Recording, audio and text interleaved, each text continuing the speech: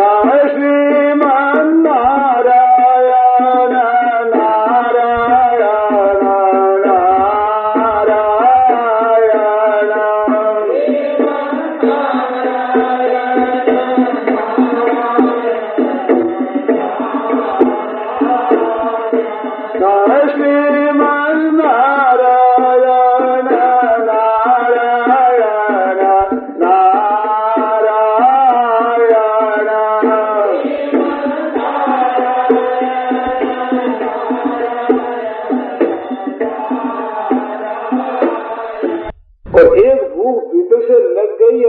नहीं जाता अन्न के बिना, उसको भोजन मिल जाए तो फिर दूसरे करते हैं कि नहीं करते हैं और सुनते हैं कि परवाह नहीं किसी बात की, वो तो भोजन तत्परता से करेगा।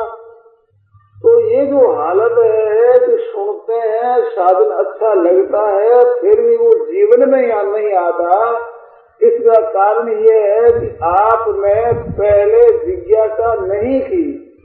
साधन कोई मिले, कोई बढ़िया बात मिले, कोई संत मिले, क्या करूं, कहाँ जाऊं, किससे पूछूं, कैसे साधन किया जाए जिससे कि जीव का कल्याण हो जाए, ऐसी बात पहले फिरता जग जाती, फिर ढूंढता फिरता है, कोई बात मिल जाती है तो जरूर लग जाएगी, वो धारण कर लेगा। पर पूछने वाली है, यहाँ मौज से बैठे हैं, रुपये कमाते हैं, आराम से रहते हैं, बिजली की सामग्री सब लगी, पंखा लगा हुआ, मीठी लगी हुई, लगे चीजें है, उनमें आराम कर रहे हैं। और वो साधन की बात करे तो एक तरह से बम्बई कलकत्ता जैसे शहरों में ज्ञान वैराग्य की त्याग की बात करना है, वो बिचारी बात का निरादर करना है, वैराग्य का ज्ञान का इनका तिरस्कार करना है, अपमान करना है, क्योंकि इस बात में है ही नहीं, अब बिल्कुल भोग सामग्री है और उसमें भोगने के लिए रहते हैं, और आते हैं तो धन कमाने के लिए आते हैं, भोगों भोगने के लिए आते हैं। अब ऐसा जहाँ उद्देश्य और ऐसा वायुमंडल है, उसमें वे बातें अब काम में कैसे आवे, उनकी तो बात बिल्कुल उल्टी जा रहे हैं। तो उल्टे चलने वाले भी अलबत्ता भगत पर राजी होते हैं, उनको बातें अच्छी लगती है। इससे एक बात सिद्ध होती है कि बातें सिद्धांत की बड़ी ठोस और पक्की है, वर्षों तक की आपकी आसक्ति है उसको हिला देती है एकदम। विश्वास की बातें सच्ची है, बिल्कुल इसमें संदेह नहीं। हाजिर में क्यों नहीं आ रही है कि पहले तो इच्छा नहीं हुई, अब इच्छा होती, जिसमें भी जोरदार इच्छा नहीं होती, अगर तात्कालिक इच्छा भी जोरदार हो जाएगी तो फिर जीवन बन जाएगा, तो ठीक हो जाएगा। उसमें एक बात और है, जितनी आप बातें सुनते हैं वे सबकी सब बातें हम काम में लावे, ये नहीं होता। आपको जो साधन सुनाई दे, उन साधनों में जो सर्व साधन मालूम देते हो और जिन साधनों पर आपका विश्वास हो कि ये साधन अच्छा है और जिस पर हिम्मत हो मैं कर सकता हूँ, ऐसा एक दो साधन रोजाना भी सत्संग में पकड़ लिया करो। तो बस अब जीवन हमारे को ऐसे ही बनाना है, सुगम से सुगम, अपनी चीज में अपने दृष्टि में बढ़िया है, उत्तम है, श्रेष्ठ है, परंतु वो श्रेष्ठ है और सुगम है, मैं कर सकता हूँ, ऐसे साधनों को सुनते लो, दो चार रोजाना सुन लो, ऐसा वो लिख तैयार कर लो और लिख के वो नोट कर लो, पाठ करो, पूजन करो, नित्य कर्म करो, तो कुछ देखो, देख करके कौन सी बात आज काम में क्यों नहीं आ रही है, क्या कारण है, ऐसे शब्द विचार करो, ये बातें काम में आने लग जाएगी। क्योंकि आपकी नीयत हो जाएगी तो बाधा करने वाला कोई है ही नहीं। से कल मैंने ये बात कही थी कि अपना व्यवसायत्मक बुद्धि, अपना निश्चय एक रखो, एक निश्चय से बड़ा भारी काम होता है। कल बड़ी महिमा कही थी उसकी, मनुष्य एक निश्चय कर लेता है आध्यात्मिक मार्ग में चलना ही है, तो पहले चाहे जैसा जीवन रहा हो, चाहे जैसी आसक्ति है, कामना है, पाप अन्याय दुराचार भी पहले रहे हो, तो आप डरो मत। देखो पाप अन्याय होंगे तो भी भगवान से चल सकते हैं, अरे भगवान को प्राप्त वही होंगे जो अप्राप्त होंगे, वही तो प्राप्त होंगे जो परमात्मा तत्व को जान गए, प्राप्त हो गए, क्या वे प्राप्त होंगे? तो हम तो अधिकारी है उसके, जो पापी है दुराचारी है तो भगवान की प्राप्ति अधिकारी है, क्योंकि हमें तो आवश्यकता है भगवान की प्राप्ति होने की। अभी सोता हो वो ही जगता है, मुर्दा थोड़ी जगता है। इस वास्ते हम कितनी विरुद्ध है, परंतु भगवान की तरफ चलने में हम सब के सब स्वतंत्र हैं और हम चल सकते हैं, क्योंकि भगवान हमारे। अरे बालक कपूत होते हैं पर माँ थोड़ी होती है। कुपुत्रो जाएगा कुछ कुमाता न होती, कुपुत्र हो जाता है, माता कुमाता नहीं होती, माता तो वही होती है। ऐसे भगवान हमारे यही है, हम कपूत है सपूत है कैसे हैं जैसे जैसे आपके हैं, ऐसे भगवान को याद करके भगवान की तरफ चलो और भगवान से मदद मांगो। काम में नहीं आवे तो उसका दुख होना चाहिए और दुख करके भगवान को याद करो और उसे प्रार्थना कर कहोगे हे नाथ ऐसा हमारा पवित्र जीवन बन जाए, ऐसे प्रार्थना करो और लगन रखो और नाम का जप करो, कीर्तन करो और स्तुति प्रार्थना करो और अच्छे शास्त्र पढ़ो, भगवान के भक्तों के चरित्र पढ़ो। उन चरित्रों से बड़ा लाभ होता है, बड़ा ठीक होता है, फिर रास्ता ठीक बैठ जाएगा। घबराओ मत। आरंभ में आप चाहते हो अभी से अभी ऐसे हो जाए तो आरंभ से तभी हो सकते हैं जब लगन आपकी जोरदार होगी, तो वर्तमान में हो सकते हैं, पर लगन कमजोर होगी और धीरे धीरे होगा जरूर, इसमें संदेह नहीं। इसमें लगा हुआ है उसका बिगाड़ नहीं होगा, ये तो बता ही देगा। पार्थ नहीं वे नाम उत्तर विनाश विद्यते नहीं कल्याण कृत कष्ट दुर्गति तात गच्छति। भगवान कहते हैं भैया कल्याणकारी काम करने वाले की दुर्गति होती ही नहीं, उसका यहाँ के पदों में बिगाड़ होता ही नहीं। जिसके संरक्षक भगवान है उसको क्यों घबराना चाहिए, उसको तो अपने साधन में तत्परता से लगे रहना चाहिए, फिर उसका काम सिद्ध होता है। संतों ने कहा है ऐसे लगे रहो भाई, बिगड़ी बात बन जाए, राम जी से लगे रहो भाई। बड़ी बड़ी बिगड़ी बात भी सब बढ़ जाती है। बिगड़ी जन्म अनेक की सुधरे अब ही आज, कल सुनाया था ना, बिगड़ी जन्म अनेक की और सुधरे अब ही आज, आज सुधरे आज भी अभी। वो राम को नाम जब मैं तो भगवान का हूँ, ये पहले कर लो। साधक करते हैं साधन बैठ भाई, वे भगवान का भजन करके फिर भगवान के बनेंगे, फिर भगवान के बनते, इसमें देरी लगती है। भगवान की तो हम बने क्या है ही भगवान के। भगवान कहते हैं ममैवान सो जीव लोगे जीव भूत करा, वहां पर जीव लोगे जीव भूत कहा, ऐसे नहीं मनुष्य नहीं कहा, ब्राह्मण नहीं कहा, सन्यासी नहीं कहा, प्राणी मात्र भगवान के अंश है। तो भगवान के हम हैं, ये तो है ही भगवान के। दृढ़ता से माने भगवान के हम हैं, अब भगवान का भजन करना है तो भगवान के साथ संबंध दृढ़ता से अपना मान लेना है। कारण के भूल हुई है, संबंध तो भगवान का हमारे साथ अटूट अखंड नित्य है ही, तो उस बात को बुला दे नहीं हम तो भगवान के हैं, भगवान हमारे हैं। भगवान जो अपनापन है भगवान के साथ, वो शुद्धि के साथ नहीं है। आप अत्यंत पवित्र हो जाए तब तो भगवान के साथ संबंध, और पवित्र नहीं हो तो भगवान के साथ संबंध नहीं, ये कभी नहीं होगा। हम अपवित्र से अपवित्र है तो भी भगवान के हैं और पवित्र है तो भी भगवान के हैं। छोटा बालक खादे में मेले में कीचड़ में सना हुआ ऐसा होता है तो माँ क्या उसका त्याग कर देती है? माँ उसका पूरे कर तो नहीं देखती, माँ देखती है बच्चा मेरा है, बच्चे को देखती। ऐसे ही भगवान रहते ने प्रभुचित चूक किए कि वो पाप याद नहीं जाते भगवान के, भीतर से पुकारता है भगवान को तो कर्क श्रुत सहवार ये की हृदय की बात को 100 में याद करता है। रामायण में आया है ना, रहते न प्रभु चित्त चूक किए की, जो जीव के द्वारा चूक हो गई वो भगवान को याद रहते नहीं। और कर्क श्रुत सहवार ये की हृदय की बात है उसकी, जो दृढ़ता से भगवान के स्वरूप ये 100 से याद करते हैं। 100 से क्यों करते हैं? तो भगवान की बहन हो गया कि भाई मेरे को भूल याद नहीं रहती, इसकी चूक याद नहीं रहती, इसके गुण भी भूल न जाऊं, तो ज्यादा जिसके बहन होता है भूलने का वो 100 पे याद कर लो, 100 पर श्लोक तो याद हो जाएगा। इस बात को भगवान कहते हैं कर्म शुद्ध 6 बार ये की हृदय की बात 100 पे याद करते हैं, मन भूल न जाए कहीं। वो जैसे कृपण की गांठ में आया हुआ धन छूटता नहीं, ऐसे भगवान की तरफ चलने वाला प्राणी भगवान से छूटता नहीं। बहुत लोभी है भगवान, प्रेम के महान लोग ही तो सच्चे हृदय से चाहता है उसको भूलते नहीं। फर्क इतना है कि उसको मालूम नहीं होने देते भगवान। भगवान का जो स्वभाव है क्योंकि भाई भगत मेरे को प्यारा है तो उसको मालूम ही नहीं होने देते। मया परोक्षम भजता विरोहितम, गोपियों के लिए ऐसे कहा। गोपियों ने कहा कि महाराज ये तो आपको भजन करने वाले उनको भजते हैं, संत देव जो नहीं भजन करना वाले भजते हैं तो उसमें अच्छे कौन से है। तो गोपियों ने बड़ी चालाकी से पूछा तो भगवान ने बड़े महाराज ये तो शत्रु शिरोमणि है, वे कुछ कम थोड़ी भूल जाए तो बुलाना आ जाए। उन्होंने कहा कि ऐसे जो आपस में वो प्रेम करता है वही प्रेम करता है, वहाँ तो कुछ नहीं है, वो तो कुछ नहीं। जैसे हजामत उसने हजामत से कही उससे कही क्या करना, कुछ नहीं, आपस में प्रेम करते हैं।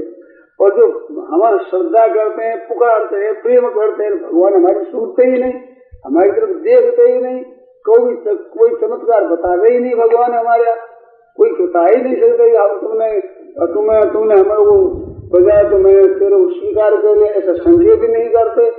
वो संकेत करते भगवान कहते हैं कि मैं परोक्षम भजता, मैं परोक्ष रीति से भजता हूँ, उसको मालूम नहीं होने देता। स्वभाव है जैसे भगवान ने जो चीजें दी है, ध्यान देकर सुनना स्वाभाविक बात थोड़ी सी।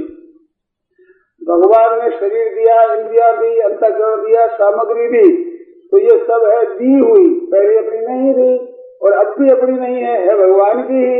परंतु भगवान देते इस ढंग से है जो जिसको प्राप्त होती वो अपनी ही मानता है कि मेरी तो इंद्रिया है, मेरा ही मन है, मेरी बुद्धि है, मेरा ही शरीर है, मेरा ही परिवार है, मेरा ही धन है, मेरी ही जमीन है। और तुम्हारी ठीक रहा आज से 80-90 वर्ष पहले थी नहीं, 90 वर्ष बाद रहेगी नहीं, तेरी है कहाँ। परंतु भगवान के देने का ऐसा ढंग है जो लेता है उसको अपनी ही मालूम देती है। ये तो उसकी महान उदारता है। ऐसे ही सब चीजें भी दे देते हैं, फिर अपने को जनाते नहीं। संसार में कोई थोड़ा सा उपकार करता है तो ज्यादा मैंने इतना काम किया, तेरे को ऐसा पढ़ाया है, इतना बड़ा किया, छोरा तू मानता नहीं, तेरी दृष्टि भी नहीं मानती है, हमने कितना कष्ट उठाया तेरे लिए। भगवान ऐसा कभी नहीं कहते, कभी नहीं कहते। पालन सबसे अधिक करते हैं, रक्षा सबसे अधिक करते हैं, परंतु कभी एहसान नहीं करते, कभी उस पर एहसान लालते ही नहीं। ऐसे जैसे लादते नहीं स्वभाव है, ऐसे ही भजने वालों के साथ में भजन करके प्रेम करे वो भी जनाते ही नहीं। वो देखते हैं कि देखो मेरे पर विश्वास कितना है, कैसा भरोसा है मेरा, वो देखना चाहते हैं। भगवान मेरे को दिखावा तो भगवान कहते हैं मेरे दिखाने पर विश्वास होगा, वो मेरे पर विश्वास नहीं, वो तो उसके मन बुद्धि पर विश्वास हुआ। कोई देख लिया तो विश्वास हुआ। विश्वास उसका नाम है जो कुछ भी न दी है फिर भी उसी का ही भरोसा, उसी की आशा रखे। तो भगवान ऐसे साधक भक्ति के ऊपर बहुत ज्यादा कृपा करते हैं। गीता के 12वें अध्याय में जहाँ भक्तों के लक्षण लिखे हैं वहाँ लक्षणों में प्रकार लिखे तो 5 प्रकार लिखे और 5 प्रिय कहा है। प्रिय यो मत भक्त समय प्रिय, भक्तिमान ने समय प्रिय, भक्तिमान ने प्रियो नरा प्रिय प्रिय बताया है। तो ऐसे शुद्ध भक्तों को तो प्रिय बताया है। और ये तो धर्म्यामृतम यथोक्तम पर्युपासते शब्दधाना मत परमा भक्तास्ते अतीव में प्रिया। साधन करने वाले भक्तों को कहते हैं भगवान मेरे को अत्यंत प्यारे। अब शुद्ध भक्तों को तो प्यारे कहते हैं, साधकों को कहते हैं अत्यंत प्यारे। ये तो धर्म्यामृतम यथोक्तम पर्युपासते, उपासना करते हैं। और श्रद्धाधाना मत परमा, श्रद्धा करके मेरे परायण हो गए, वे भगवान को प्यारे क्यों लगते हैं अधिक। कहते हैं शुद्ध भक्तों को तो अनुभव भी हो गया, मेरा परिचय भी हो गया, उनको मेरा परिचय तो कुछ हुआ ही नहीं, इतने पर मेरे परायण कहते हैं उनका मेरे सिर पर ऋण है। जब तक अपनी प्राप्ति न करा दूं तब तो उनका ऋण मैं उतार ही नहीं सकता। इस बात से मेरे को बहुत ही अधिक प्यारे लगते हैं। आपके घर में भी कोई नौकर रहे और रातों जग कर खट करके परिश्रम करे, काम करे, सेवा करे, आप पर कोई ऐसा नहीं ला दे तो उस नौकर के मालिक होते वो मालिक नौकर हो जाते हैं। बड़े बड़े मुनीम होते हैं काम करने वाले, पीढ़ियों से उस घर का काम करते हैं बड़ी तत्परता से। और शेर मर जाता है तो महाराज लड़के और बहुआ सब उसका ऐसा कायदा रखते हैं जैसे कोई हमारे ससुर है, जैसे कोई बड़े भारी आदमी है, मालिक है, ऐसा कहा जाए। लड़के डरते हैं, लड़के सिनेमा में जाएंगे, छिप कर जाएंगे, मुनीम जी को पता नहीं लग जाए, क्योंकि मुनीम जी नौकर है तुम्हारा, तुम मालिक हो, और नौकर होते हुए अपना जीवन दे करके उनके घर के सुधार के लिए समय लगाया है, तो उसका नौकर बनना पड़ता है। तो सच्चे हृदय से नौकरी करने वाला मालिक होता है और नौकरी लेने वाला गुलाम होता है। तो भगवान कहते मैं हूँ संतन को दास, भगत मेरे मुकुटमणि, भगत मेरे मुकुटमणि है। तो सब भक्त मुकुटमणि है, परंतु साधक भक्त बहुत ज्यादा आदरणीय है भगवान के दरबार में, अत्यंत प्यारे है वो। इस वास्ते भगवान जनाते नहीं और प्यारा बहुत लगता है वो भक्त। अब हमें क्या पता लगे कि हमारे पर भगवान की कृपा है, क्या इसका क्या पता, पहचान क्या है, हमारे को तो कुछ जनाते ही नहीं जनाए बिना हमारा विश्वास कैसे हो। तो जानना से विश्वास वो असली विश्वास नहीं होता, विश्वास तो स्वतः होता वो बढ़िया होता है, क्योंकि कुछ तो पहचान होगा, पहचान है, पर उस पहचान की तरफ लोगों की दृष्टि नहीं है। वो क्या पहचान है? भगवान अपनी मार्मिक बात सुनाते हैं, ग्रंथों के द्वारा बातें बता देते हैं, घटनाओं के द्वारा बातें बता देते हैं, संत महात्माओं के द्वारा विलक्षण विलक्षण बातें बता देते हैं। तो भगवान को सब ध्यान में है, ये भगवान याद रखते हैं, इस वास्ते उनको विचित्र बातें बता देते हैं। नहीं तो पूछा जाए आप लोग जाने, मैंने तो ऐसा देखा है कि बहुत बढ़िया बातें मेरे को मिली है, और मिलने पर भी मेरी ये असर है कि मैंने उन बातों के लिए उद्योग नहीं किया, मैं कोई विशेषता से त्याग नहीं किया, विशेष उद्योग नहीं किया, फिर भी इतनी विचित्र विचित्र बातें मिलती है, क्या बताऊं आपको, बहुत आश्चर्य जैसी बातें मिलती। एक बात याद आ गई, बीती हुई गोरखपुर की बात है, कई वर्षों पहले की। गोविंद जी सुबह कुछ बातें कह रहे थे, मैंने प्रश्न कर लिया जयदयाल जी गोविंद से कि महाराज ये जो बातें आप इतनी विचित्र विचित्र बता देते हैं, तो ऐसे हम तो पात्र नहीं है, ऐसे बातों की लायक ही नहीं है, इतनी बातें हमारे कैसे मिल रही है, भगवान के अधेर खाता ही है, कोई हिसाब नहीं है। देखो हिसाब से तो बात वही मिलनी चाहिए कि हम अधिकारी है, और इतनी ऊंचे दर्जे की बात मिल जाए, हम तो वैसे अधिकारी अपने को मानते ही नहीं, फिर कैसे मिल जाती है। तो गोविंद जी भी मुस्कुराए और उन्होंने एक बड़ी विचित्र बात कही, जो कुछ शर्म भी आती है। वो बात कही कि लड़की का पिता है जो वो अच्छे से अच्छा वर देखता है अपनी प्यारी पुत्री के लिए, अच्छा घर देखता है जिससे मेरी संतान कभी किससे कष्ट न पावे, दुख न पावे, ऐसा देखता है। परंतु तो ऐसा न मिले तो लड़की घर पर थोड़ी है, कुंवारी थोड़ी है, ब्याहनी पड़ती है। भगवान के यहाँ ऐसे संत महात्मा है, उनके सामने अधिकारी नहीं मिले तो वे तो कहते ही है, वो तो भगवान तो मिला ही नहीं, क्योंकि लड़की कुंवारी थोड़ी रहेगी, तो शादी तो करेगी। इस तरह की बात है। तो भगवान कृपा करके ऐसी मार्ग में सत्संग की विलक्षण विलक्षण बातें बता देते हैं, मार्ग बता देते हैं, शंकाओं का समाधान कर देते हैं। आप पुस्तक पढ़ रहे हैं और मन में शंका है, ऐसे पुस्तक खोलते उसी पुस्तक उसी जगह आपकी बात मिलती है। आप सारे घर में बैठे बात कर रहे हो और बाहर कोई चलता हुआ बात करता आवाज आती है, उसमें भी आपका ही शंका का समाधान हो रहा है। एकांत बैठे भजन कर रहे हैं और थोड़ी देर आलस आने लगा, हवा से जोर से कमार फड़ाक बोलता है, बोलने का अर्थ हुआ कि सावधान हो जाए तो नींद क्या लेता है। ऐसे भगवान के चमत्कार कई होते रहते हैं साधन कराने में, बहुत विचित्र विचित्र होते हैं, परंतु मनुष्य की इधर दृष्टि नहीं होती। वो चमत्कार चाहता अपने मन के अनुसार, हमारे मन के अनुसार मिले हम चमत्कार मानेंगे। अरे भगवान तुम्हारे साधन बढ़ने के लिए तरह तरह के उपाय कर रहे हैं और कर ही रहे हैं, करते ही चले जा रहे हैं। और जो जो भजन बढ़ेगा तो इन बातों की तरफ लक्ष्य होगा तो दिखते रहेंगे। इस वास्ते भगवान के विश्वास के ऊपर साधक को चलता रहे, कुछ दिखे ना दिखे, भगवान से मांगे यही कि मेरा मन आपको न छोड़े कभी। इस तरह से भगवान की तरफ चलना चाहिए साधक को, फिर परवाह नहीं, फिर सब काम ठीक होगा। अब लोगों में कहते हुए दुख पा रहे सुख पा रहे, अरे दुख सुख कोई चीज नहीं है।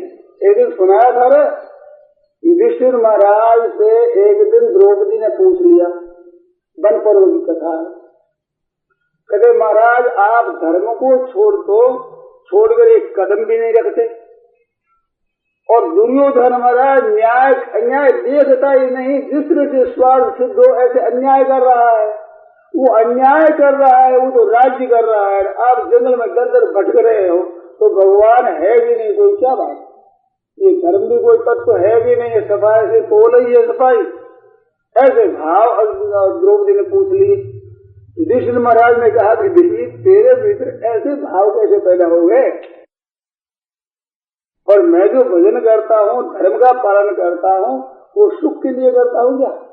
सुख के लिए धर्म का पालन करता है, उसे धर्म का मूल्य नहीं होता, भक्ति करता है उसे भक्ति का मूल्य नहीं होता, वो तो सुख के लिए करता है, तो सुख का ही उसके आदर है, धर्म का कहाँ आदर है, उसे भक्ति का कहाँ आदर है? इस वास्ते ऐसी शंका कभी करनी नहीं चाहिए।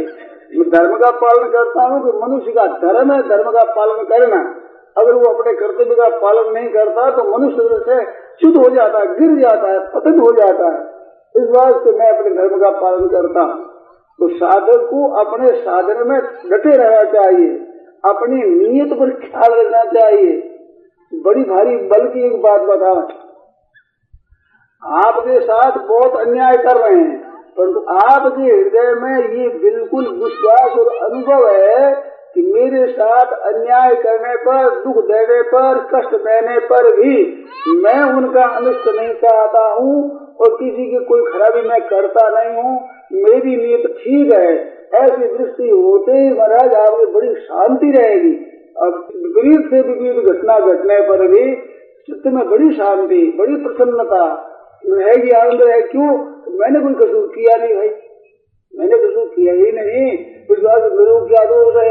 तो कसूर तो नहीं किया, वो दुख दे रहा है, तो दुख दे रहा है वो तो मेरे पापों का नाश कर रहा है। तो दुखदायी परिस्थिति आती है पापों के फल से, सुखदायी परिस्थिति आती है पुण्य के फल से। तो सुख देगा तो हमारा पुण्य खत्म हो जाएगा, और वो दुख दे रहा है तो हमारे पापों का नाश कर रहा है। तो एक वो नाश कर रहा है, एक भजन ध्यान कर रहा है, वो डबल फायदा हो रहा है। बहुत ही खुशी की बात है, बड़ी आनंद की बात है। अन्याय मैं करता नहीं, मेरे साथ में इतना अन्याय कर रहे, इतना दुख दे रहे, इतना कष्ट दे रहे हैं, तो भगवान की कृपा शब्द मस्त होना चाहिए, नाच उठना चाहिए, वाह वाह वाह प्रभु बड़ी कृपा कर दी आपने, वो निहाल ही कर दिया। इस तरह से उनको जानना चाहिए तो भगवान की बहुत विशेष कृपा है।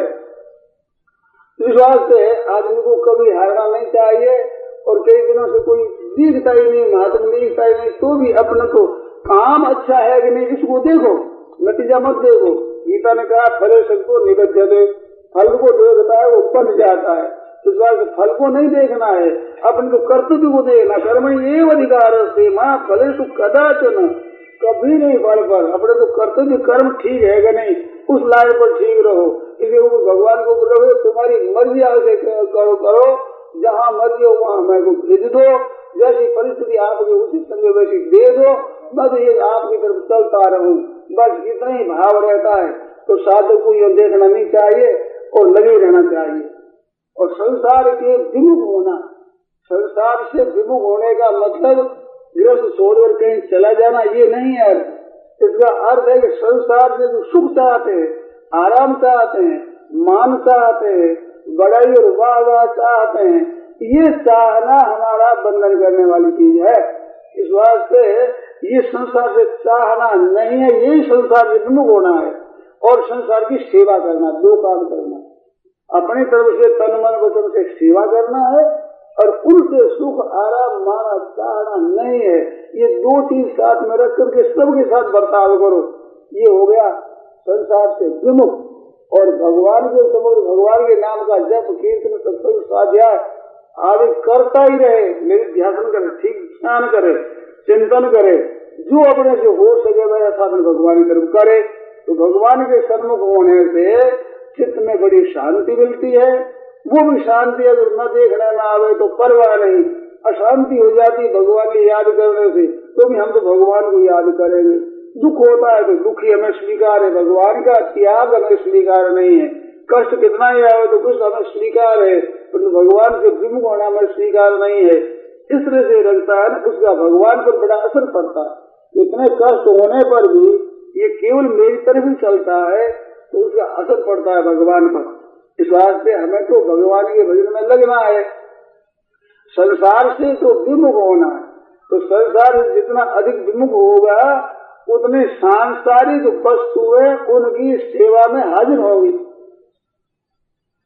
और वस्तुओं के पीछे हम पड़ेंगे तो वस्तुएं भागेगी, हमारे सामने आवेगी नहीं। ये कायदा है।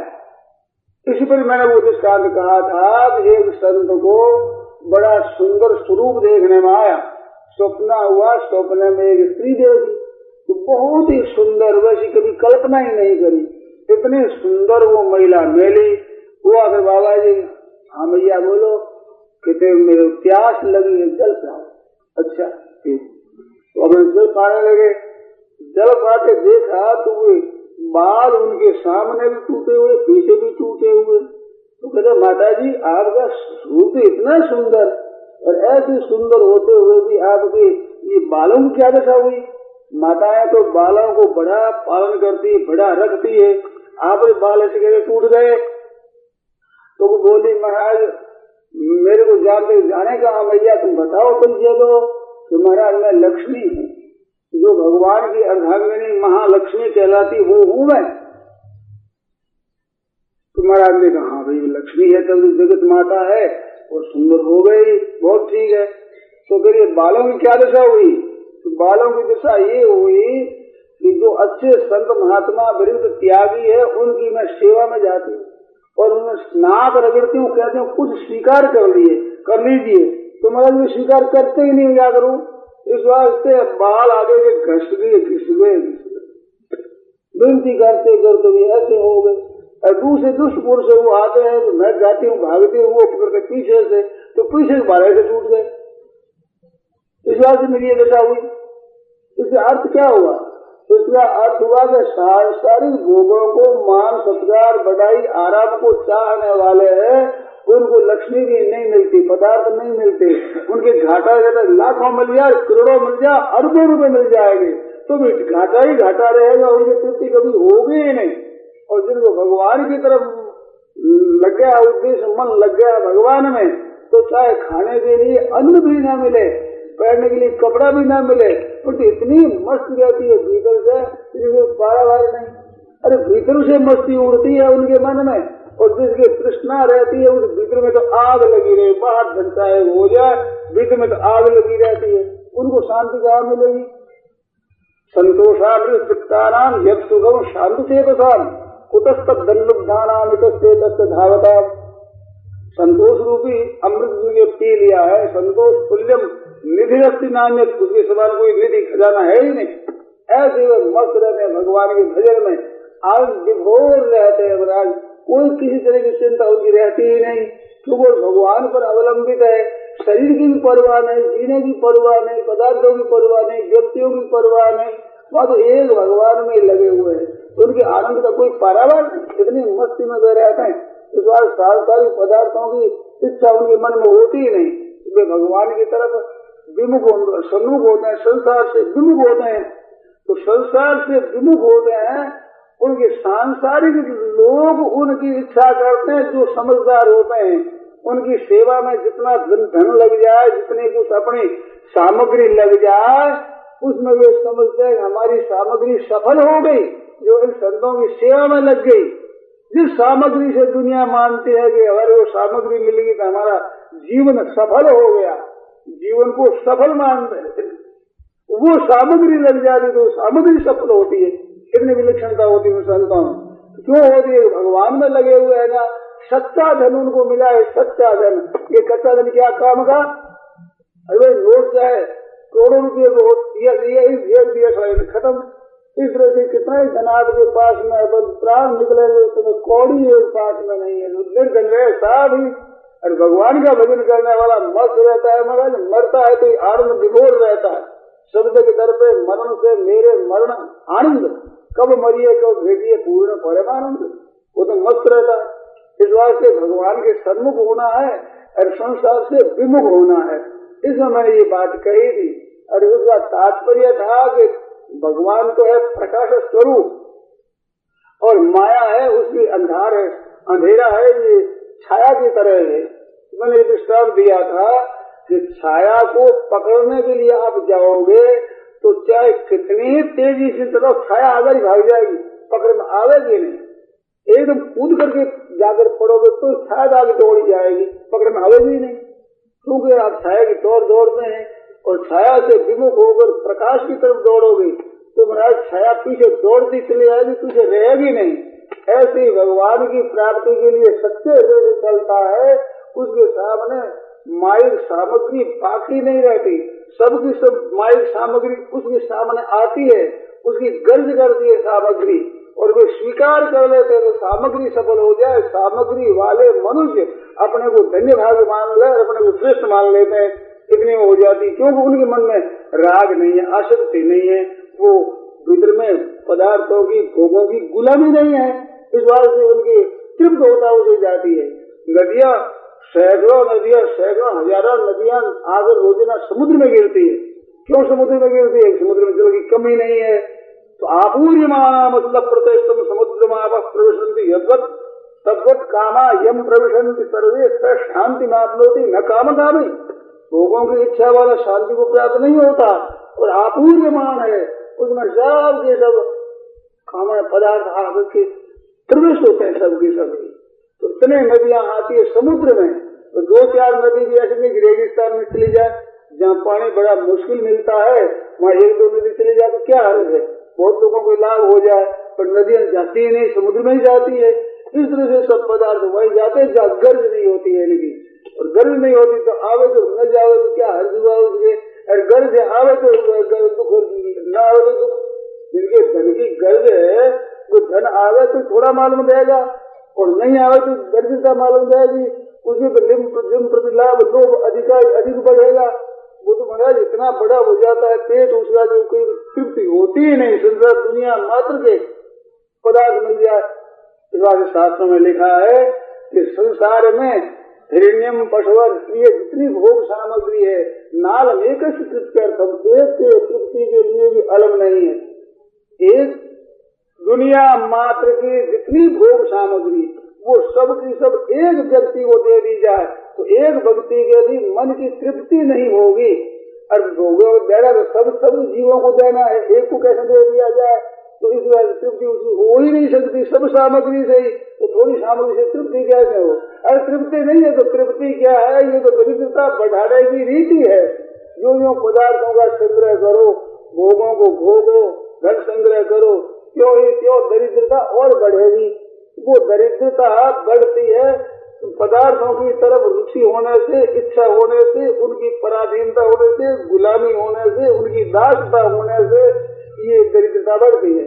और इसी दासता में और भगवान के भजन में लग जाओ तो मेरे परवाह ही नहीं जाएगी, कुछ भी परवाह नहीं। शरीर की होगा अब क्या करें, मर जाए तो शरीर मर जाए तो इसे उनकी मस्ती में कमी नहीं आती।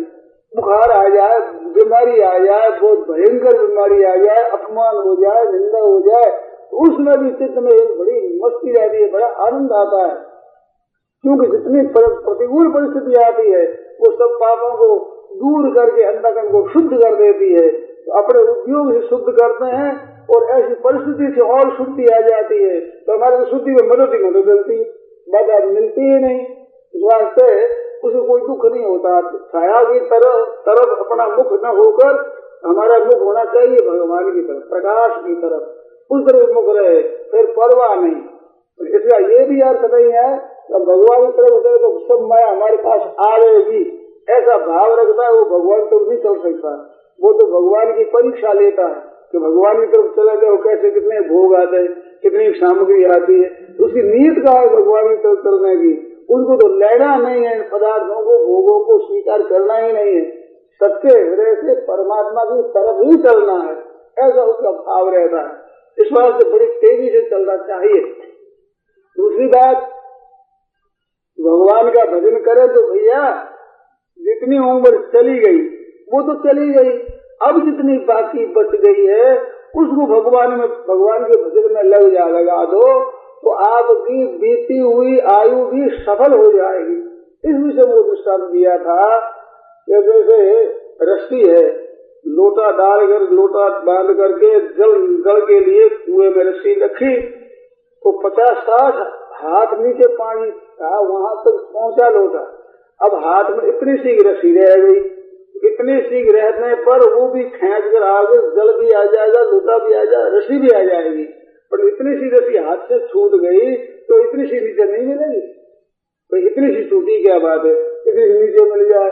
अरे कुआ 60 हाथ, 60 नहीं, वो 80 हाथ चला जाएगा, पता नहीं अगर कितना जल है, जल के भी नीचे चली जाएगी, ऊपर रस्सी नहीं मिलेगी, तो फिर उसका हाथ आना बड़ा मुश्किल हो जाएगा।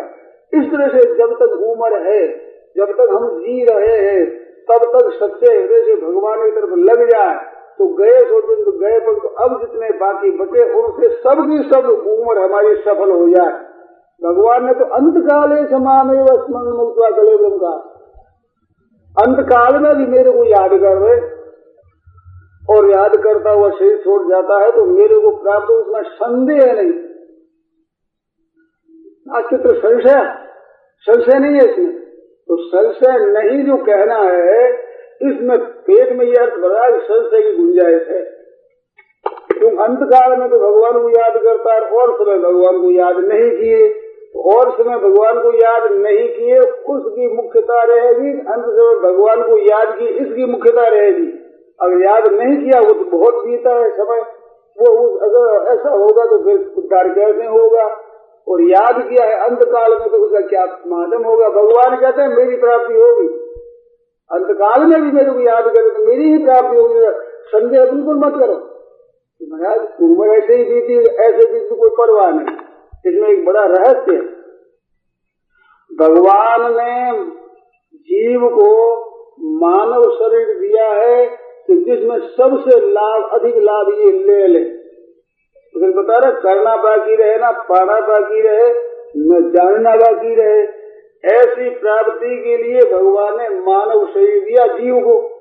और ये जीव मानव शरीर लेकर के भूला रहा तो भगवान कहते देख तू मेरा भजन नहीं करके मेरी प्राप्ति नहीं करता है तो तेरा जीवन ये सफल नहीं होता, और तेरा सफल नहीं हुआ तो तेरी और मेरी दोनों की बड़ी बेइज्जती होगी।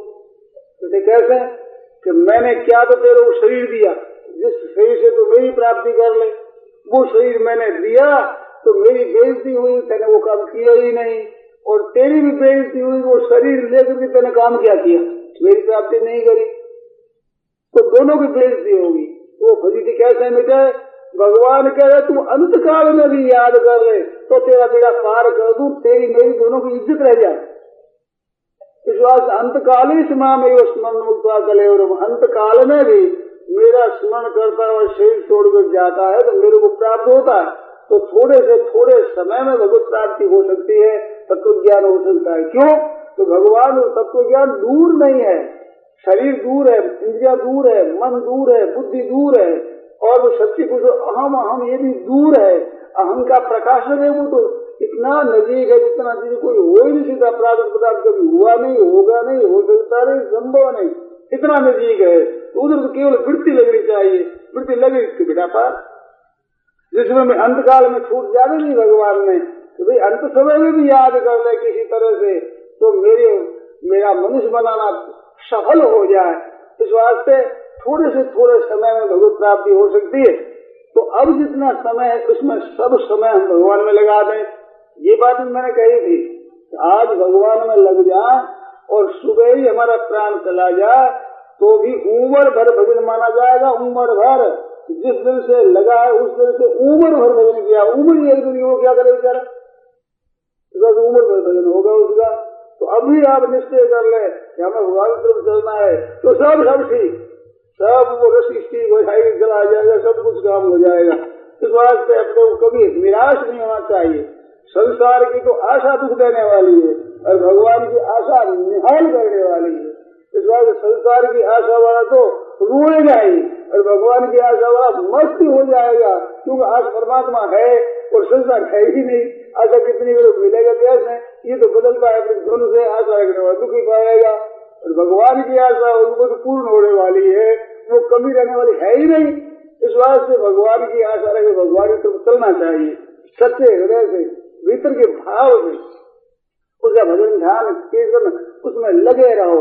पुस्तक अच्छी पढ़ते रहो, अच्छा संग करते रहो, आपस में मिल करके भी सत्संग की बातें करो, एक एक का मदद करो, एक एक का उत्साह बढ़ाओ, एक एक को भजन में लगाओ।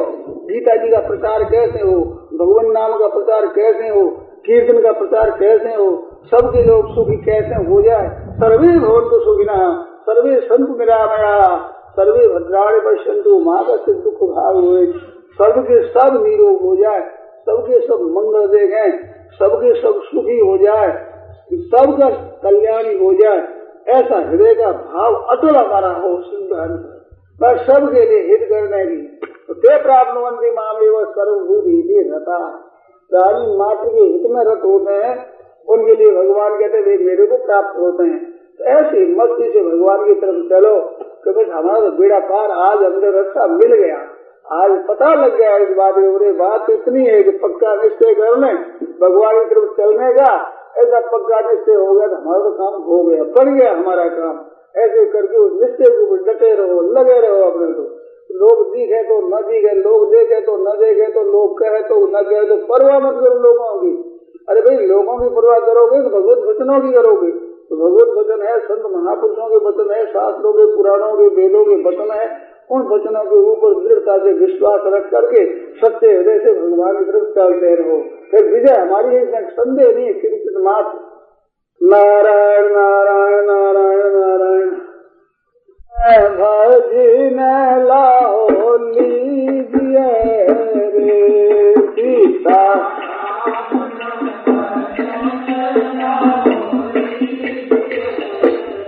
ओह मोख राम कृष्ण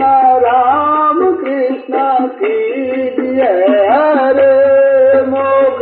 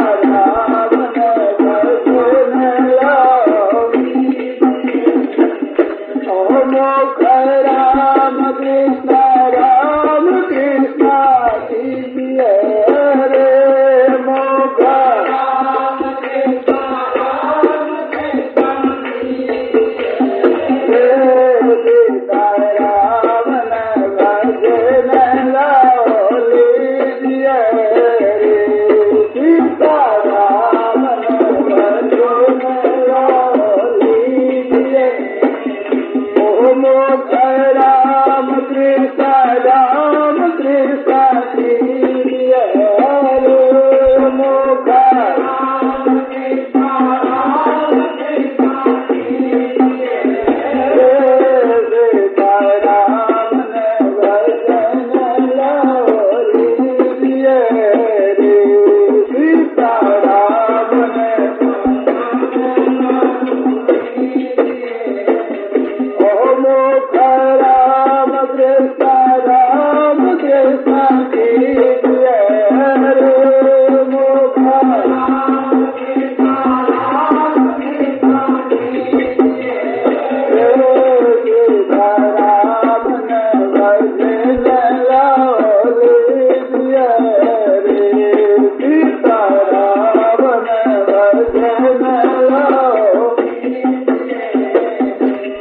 मोह कहने